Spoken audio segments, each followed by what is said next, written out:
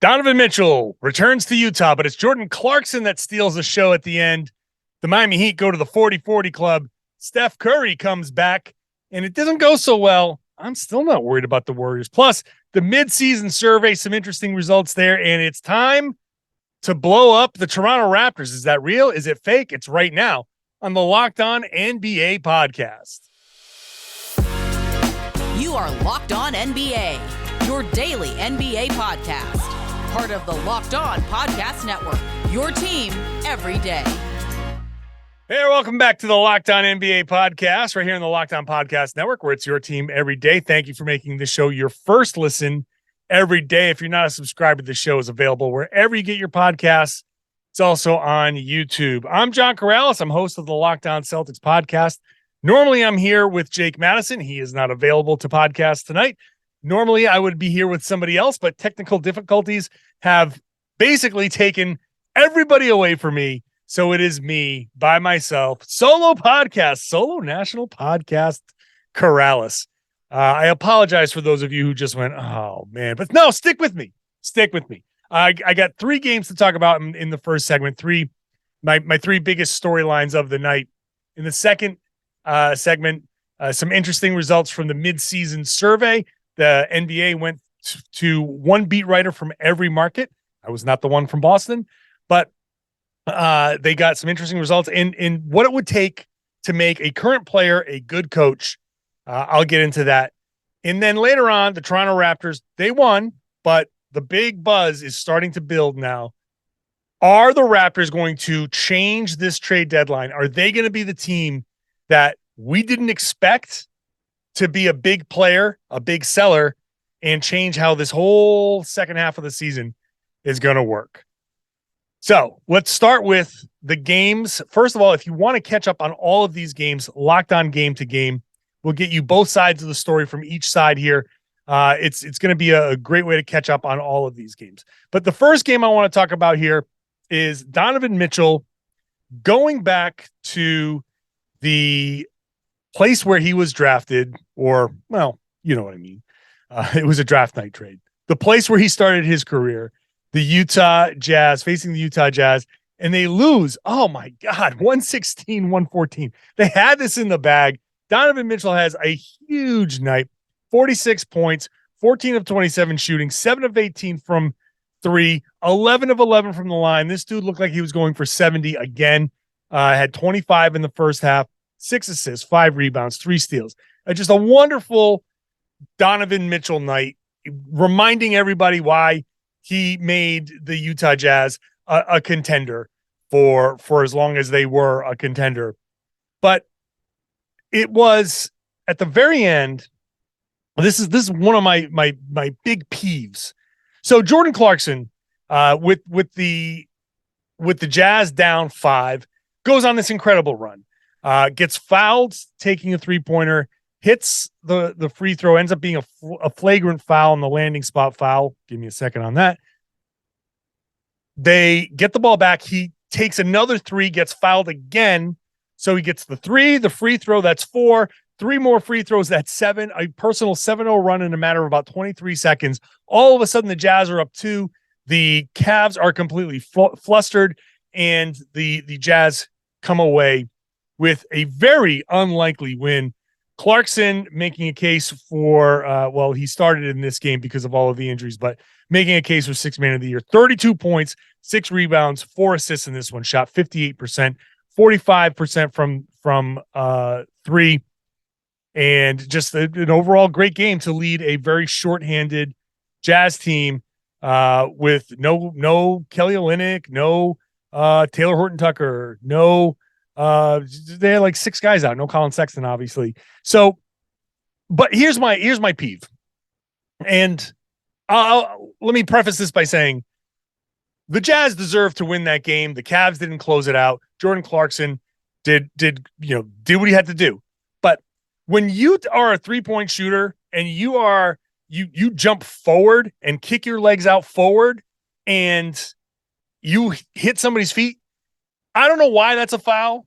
I don't know why that became a flagrant foul, What was the defender supposed to do? And I think it was Karis LeVert. What is he supposed to do when he jumps in 2-point territory, lands in 2-point territory, and somehow gets a landing spot foul on a guy who shot a 3-pointer? I cannot stand that call, much less making it a flagrant. And I also have to say, I am all for the landing spot foul in general. I am all for the flagrant foul for sliding under a shooter. That to me is a player who is prone. That is a guy that when you jump, you expect to be able to land without fear of injury. So sliding under somebody's feet, dangerous play. That is absolutely a flagrant foul. When Jordan Clarkson kicks his feet completely out, lands 2 feet in front of where he took off, that is not a flagrant foul. That should not even be a foul. That's not your landing spot. Your landing spot is where you jumped. And if you fade away, yes, there's a natural kick out. So if the guy is closing out and he runs into your feet, that is a different thing. That's not the landing spot foul. The kick out and landing and hitting his foot, I got a big, big problem with that. And especially when the next foul was him going straight up and down. And the foul was getting fouled from behind because I think it was LeVert again, chasing over the back of a screen, over the top of a screen, and just running into, and that was a legit foul. That was a legit foul. But obviously, Jordan Clarkson went straight up and down, and he got run into from behind. So he can go straight up and down. He just didn't in that one. So I have a real problem with that foul. Jazz fans should have a real problem. Cavs fans should have a real problem with that foul. But at the same time, the Jazz are, they deserve to win that game. They closed it out, and Clarkson deserves at the very least deserve the opportunity to close that game out and win the game. So I have no problem with Clarkson. I have a problem with the call. Jazz win. Moving on. The Heat beat the OKC Thunder 112-111. I saw I think it was there was a Thunder blog. I forget which one said behind 120 free throws, the Heat edged the OKC Thunder 112-111. That's because Jimmy Butler made 6 field goals. If you haven't seen the box score, he made 6 field goals, 0 3-pointers. Take a guess at how many points he scored. 6 made field goals, 0 3-pointers. He went 23 of 23 from the line. The Heat went 40 of 40 from the line. So the Thunder hit 44 made baskets to Miami's 31. They were basically even on 3-pointers. They were outscored at the free throw line by 26. 14 of 21 for OKC, 40 of 40 for the Heat. And I didn't get to see the whole game there. So I'm sure maybe, when you get to the line 40 times, there has to be, there are probably some questionable calls. But from what I saw when I was watching, Jimmy Butler was just super aggressive, and he was getting to the line because he just kept getting fouled. And look, that's what Jimmy Butler does. I'm sure the OKC fans will hop into the comment section and be like, refs were in the bag here. Fine, if you want to think so. When you look at the free throw disparity, 40 free throws to 21. Okay, that's how people build their case. That's fine. But 23 free throws, it's really not out of the ordinary to see a guy take 20 plus free throws in this league, especially a guy like Jimmy Butler who likes to get to the rim, a guy that knows how to take advantage of young, overly aggressive defenders. The OKC Thunder are a good young team, or at least talented young team. Look, I'm the Celtics guy. I have seen up close what the OKC Thunder are capable of when they dropped 150 points on the Celtics heads. So I know that they have talent, but Butler is savvy. He is savvy. So yeah, he's going to get to the line a lot when he knows he's got a guy beat and when he can grift his way to some of these free throws. But if you heard was it last week when Jake Madison and I were talking here on the podcast, This is why when we did Real or Fake, and there's going to be another 70-point game this season, this is why. Because guys keep getting 23 free throws. Donovan Mitchell is 20 of 25 in his 71-point game. So Jimmy Butler hit more free throws in this game than Donovan Mitchell hit in his 71-point game. That somebody's going to get hot. Somebody's going to get these free throws. It all came together for Donovan. It's all going to come together for somebody else. I can feel this. This is the NBA's juiced season.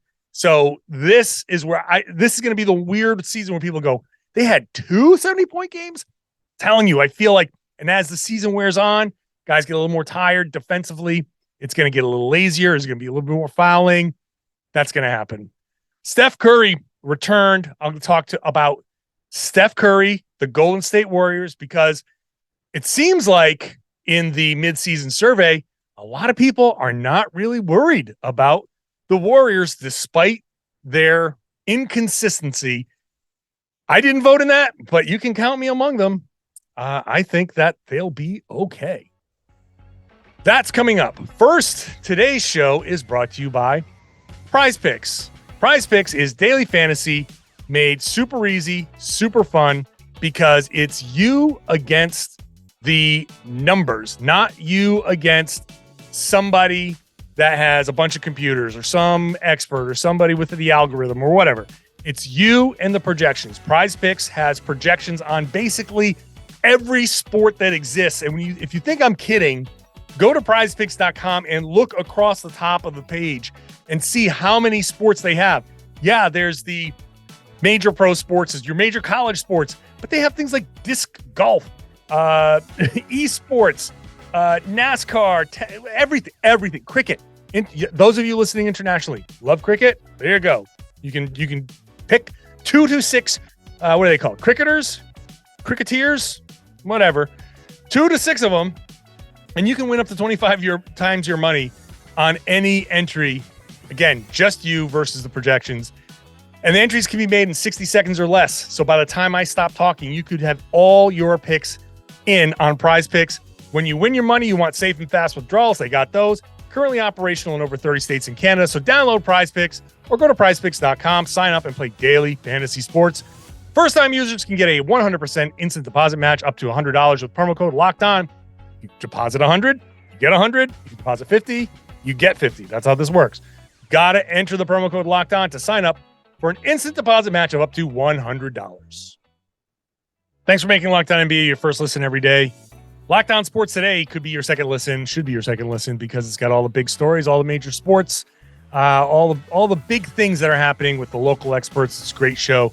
You'll sound really, really smart around the water cooler when you listen to Locked On Sports Today or watch it on YouTube. The last game I want to highlight is Golden State losing to the Phoenix Suns, and they were down big in this one. They were down by 27 at one point. Steph returns and played, didn't shoot particularly well. He had the big sleeve on his left arm to protect that left shoulder. 8 of 24 from the field, 5 of 15 from 3. Still managed to get to 24 points, but not a Steph Curry night. Andre Iguodala gets ejected.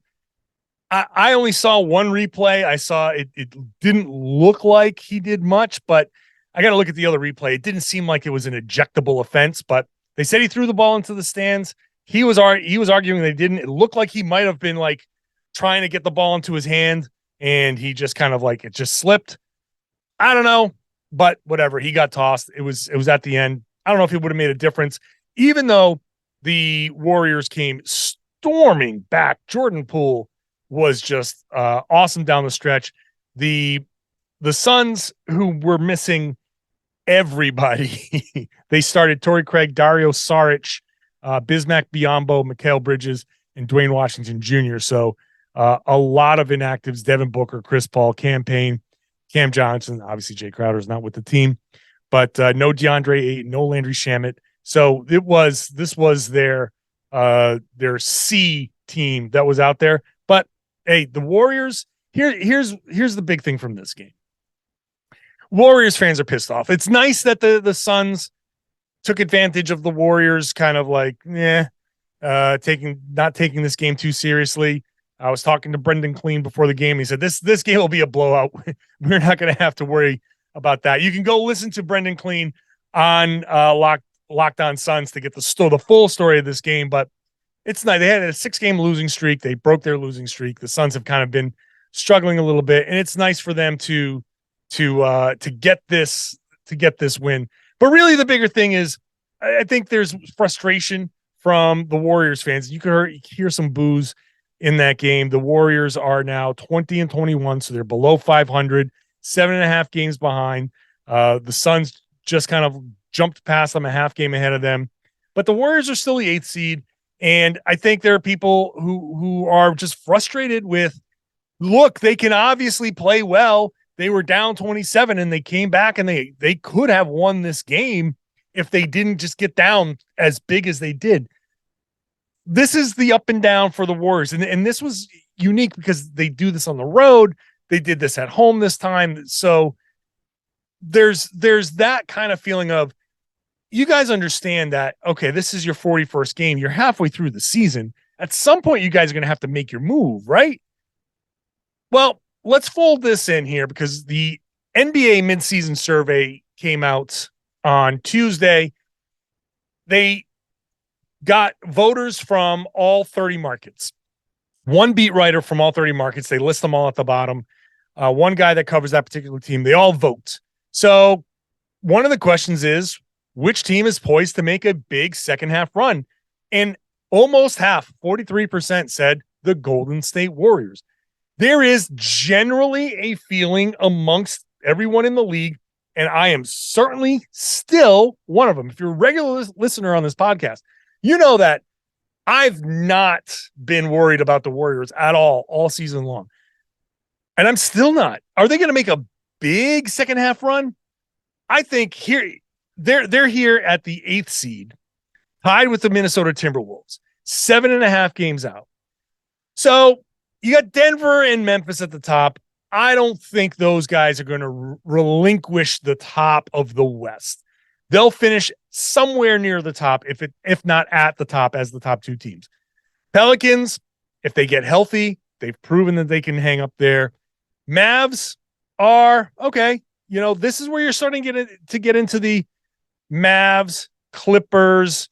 What are they going to be able to do? What's their health situation? What's Luka going to be able to do? He damn near willed the Mavs back with a 33-point outburst, and 13-point outburst in 3 minutes. He went from 28 points to 41 points in the span of like 3 minutes in that game. So he's still magical. And as we continue in this survey, we'll talk about the MVP thing, but Dallas is in that next tier with the Clippers. Meanwhile, though, by the way, the question here, which team will represent the West in the finals? LA Clippers is number 1. Denver's number 2. Memphis is number 3. Golden State is 4th, ahead of Dallas. 10% said Golden State, 3% said Dallas. So there's this feeling that the Warriors, they have an opportunity here to make their run. They don't have to do much to get into that top, into that mix. And if it's Dallas versus Golden State again, who are you picking? In a Dallas Golden State series, who are you going to pick? Sorry, Luka, but I still pick in the playoffs against Dallas. That's something that they don't want to see. You don't want to see the Warriors again if you're the Dallas Mavericks. You just don't want that to happen because it's going to be another disappointment. So for the Warriors, I feel like sit there and say, okay, we do need to start building some habits, but we just won a championship. These guys have the habits. They know. This isn't like the Celtics, who I cover, where they're still building habits. And when they do this and play down to the competition and try to turn it on late, it's a little more problematic than when the Warriors do it. So the Warriors at 7.5 games back, all you have to do is Dallas is 5 games back. That's only 2.5 games ahead. That's home court. That's your goal. If you're the Warriors, just get to that home court in the first round. And then you can kind of build from there. Again, I'll use the Celtics as an example. The Celtics were way behind in the East last year, and they made a huge run. Are the Warriors capable of that? I don't know. I don't know if they're capable of that. But I'm not worried because they don't have that much room to make up. I don't think they're going to go for the top seed, but I think they could still be. They're 4.5 games out of the 3rd seed. Doable with 41 games left to play. Hey, let's look more at this mid-season survey here. The Celtics are chosen. 57% say the Celtics are going to represent the East, followed by Milwaukee and Brooklyn, kind of just following on down the standings. I would not be surprised by that. A little surprised that nobody said Philly, but I think Boston and Milwaukee are the top 2 teams. So, like I said, in the West, it's the Clippers, it's Denver, it's Memphis, kind of as the favorites, and Boston is the selection to win the NBA Finals. In fact, Boston, Milwaukee, Brooklyn are the top 3. So the East is going to be the compelling kind of conference to watch. Hard to argue, but Milwaukee has the experience. It just kind of hinges on Chris Middleton and can they get that? Can they get healthy? They're the oldest team in the NBA. So there is still more risk of something going wrong. The Celtics, I've said it before. Obviously, I'm saying it on my podcast a lot. When the Celtics play their absolute best, they are unbeatable. So I would agree that if the Celtics can play their best basketball is better than everybody else's best basketball. That's just how I feel, having watched this team very closely. All right, quickly here. Who is on track to win the MVP? Luka with 43%, Nikola Vucevic 40%. I'm going to flip those. My pick right now is Jokic. My pick is Jokic, and I came in thinking there's no way he's going to win 3 in a row. The voter fatigue is going to be crazy, but you just cannot deny what he is doing for Denver. Denver is the top seed, and it's almost entirely Jokic driven. Yeah, Aaron Gordon's having a nice season. Yeah, they're getting some help there, but it's all Jokic. So I cannot, right now, halfway through the season, I cannot deny that Jokic is the MVP. I go Jokic, Luka. I think they have it both mostly right. And then Giannis and Tatum tied for 3rd. Totally makes sense. The last thing I want to bring up, and I'll tease it now and do it on the other side of the break. Which player will make the best head coach someday? My name is not on the list. In fact, my name is not even in the also receiving votes, although there are some good ones there. Chris Paul is at the top. I don't know that that's accurate. In fact, I'm going to say that that's 100% wrong. I'll tell you why when I come back. I am not betting on Chris Paul to be a good coach someday. If there were odds on betonline.net, I would take whatever the opposite of those odds are. I would bet against it. BetOnline.net is your number 1 source for sports betting information, stats, news, and analysis.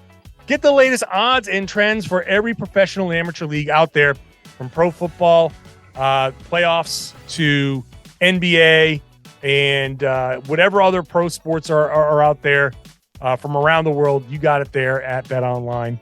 Plus, they've got sports podcasts. We know you love sports podcasts. You're here, aren't you? So you can check those out at BetOnline. It's the fastest and easiest way to get all your betting information.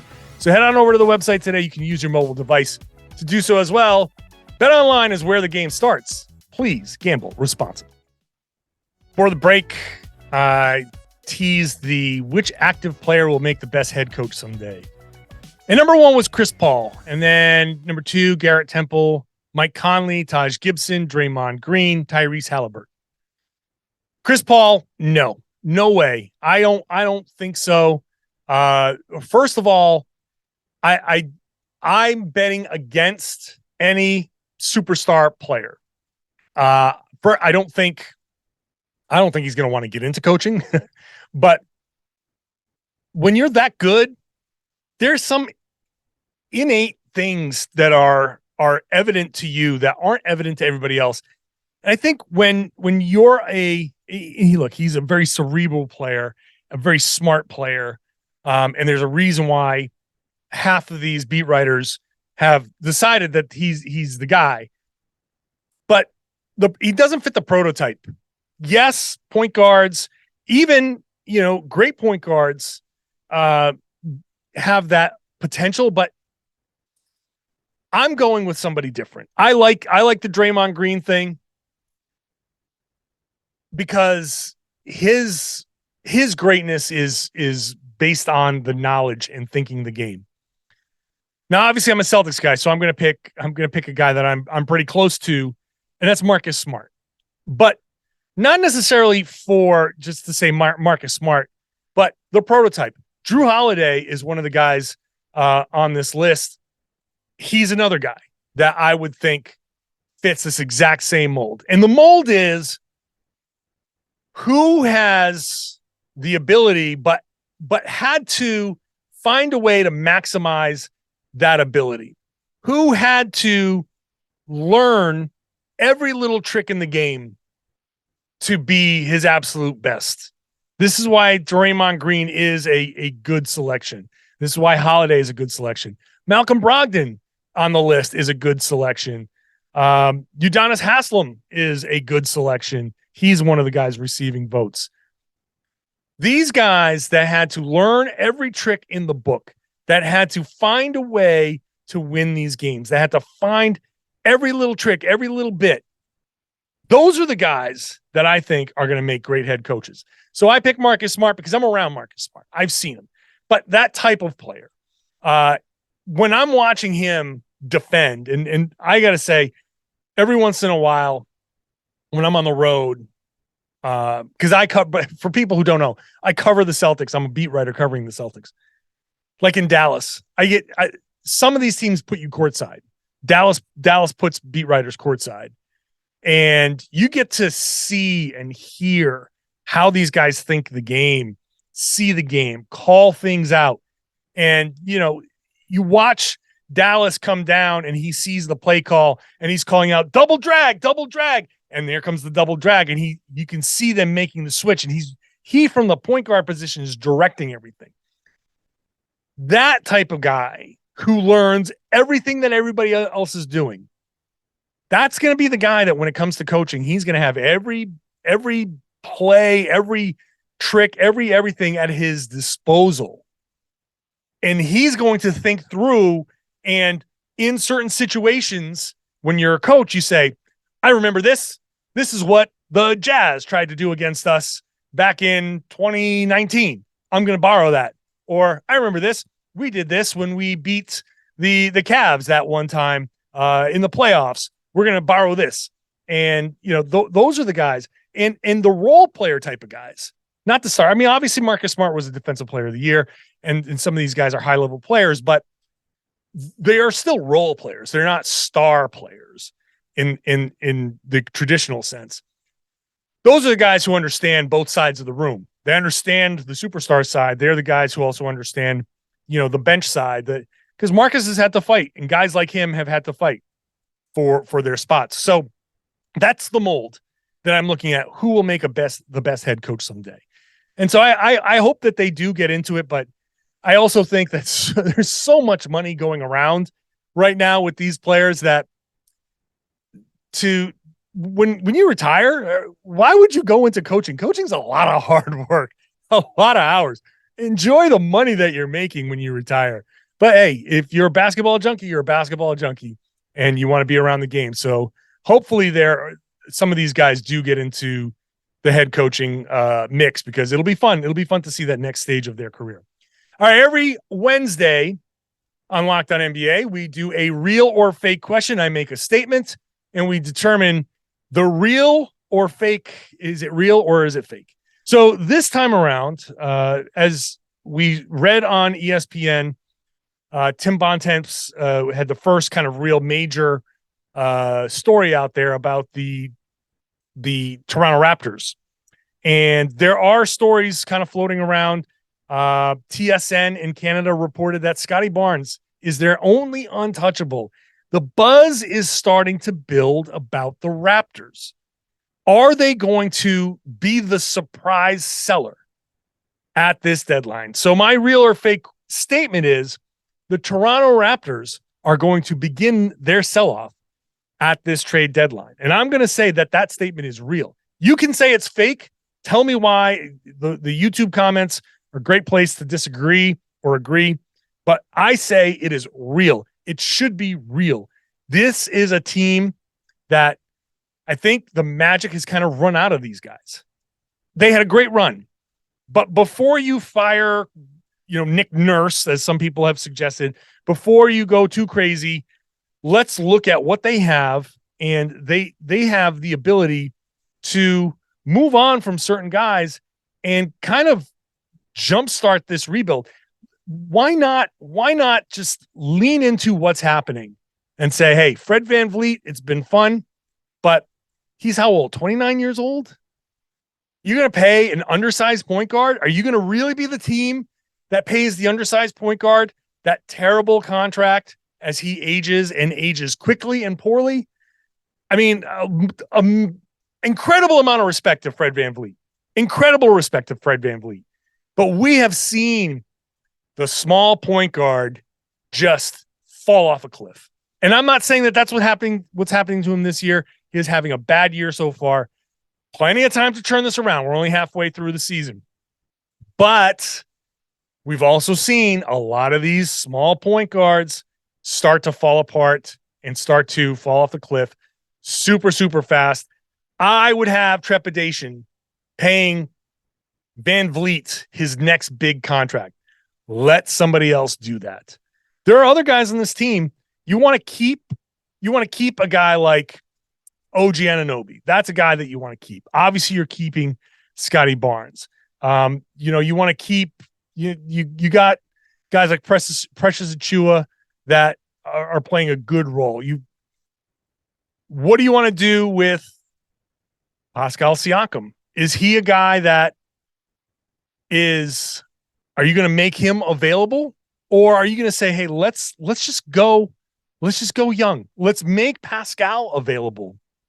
I'm not saying you should or shouldn't. I'm just saying that the Raptors are in this spot. They're 18-23. They are 11 games out of first in an Eastern Conference where the Celtics, currently it's this order: Celtics, Nets, Bucks, Sixers, Cavaliers is the top five. That's a pretty unassailable top five, I think, minus any particular injury or anything like that. That top five is going to be the top five in some order. Only 3.5 games separate those teams. So any one of those teams could finish first. Do the Raptors feel good about getting up to the Pacers, Knicks, Heat, Hawks, Bulls? That's the next group. Yeah, they probably feel okay being, maybe you get into that mix. The Heat maybe will start to come around as if they get healthy. Who knows what the Hawks are going to become? I don't trust them. The Knicks are nice, but the Pacers, I still expect them to fall off a little bit towards the end of the season. So maybe the Raptors can make a run, 8 or 9. But what's that going to do for you? You're going to go up there and you're going to get destroyed by one of the top 2-3 teams. What good does that do? I advocate for blow up the Raptors, because you can get a haul for some of these guys. You can get a ton of draft picks for some of these guys. If suddenly a couple of these players that are good become available and the Raptors kind of fall, first of all, don't you want to be, if you have a chance, maybe you get Victor Wembanyama, maybe you get Scoot. Maybe that solves a problem. I mean, maybe Scoot is the guy for you. And that solves a huge point guard problem for you in the future. And you go with him and Scotty Barnes and Anunoby, and you got a kind of like pretty good point guard wing dynamic that can develop. And all of a sudden you fall apart for a year, and then 2 or 3 years down the road, you're back into right where you are now. Hit the bottom, bounce back up. I think the Raptors are going to be the surprise team at the trade deadline. I think Masai Ujiri is just too good, too smart to look at what this team is doing and say, no, we're gonna throw all our chips in and we're gonna say let's roll with this and have a first round exit, maybe if you can get into the play-in and if you can get through the play-in. He's too smart for that. And Nick Nurse, I don't know what he's gonna want to do, if he's gonna want to stick through that, but if you can convince him, say, hey, look, man, we're gonna go through just a quick rebuild. We're gonna give you a chance with some younger players to try to build this back up again. Maybe that re-energizes him a little bit and he sticks around and gives it, another I'm going to say another go, but it's not another go. But some of these coaches who are established, who've won a championship, maybe they don't want to stick around for rebuilds. But I think if you do it quick, this is, I think, a real opportunity for the Raptors to do this quickly and put themselves in a position to maybe sneak into a really good draft.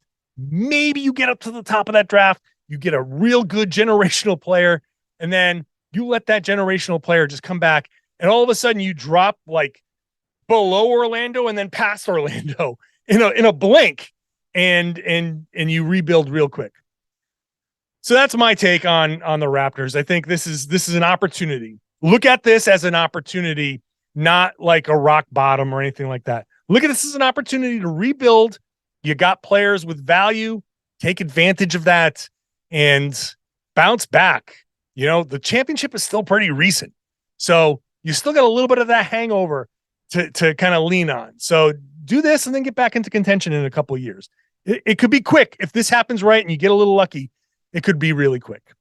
Unlike this podcast, who, even though I'm by myself, it went a little long. So I'm going to wrap it up there. Thank you so much for bearing with me as I do this by myself. The Locked On NBA podcast by myself. Normally I'm doing this by myself on the Locked On Celtics podcast. So it's a lot of talking by myself in front of a camera, talking to you. Hopefully you enjoyed this show. Enough to subscribe if you're not a subscriber. If you're one of my Locked On Celtics listeners or watchers, hey, thank you for coming over and keeping me company for the past 35 minutes or so. I do appreciate you doing that. If you're not a subscriber, please subscribe. And, wherever you get your podcasts, and then share the podcast. If you do subscribe, tell your family, tell your friends, tell everybody that they should be listening to and watching the Locked On NBA podcast right here on the Locked On Podcast Network, your team every day.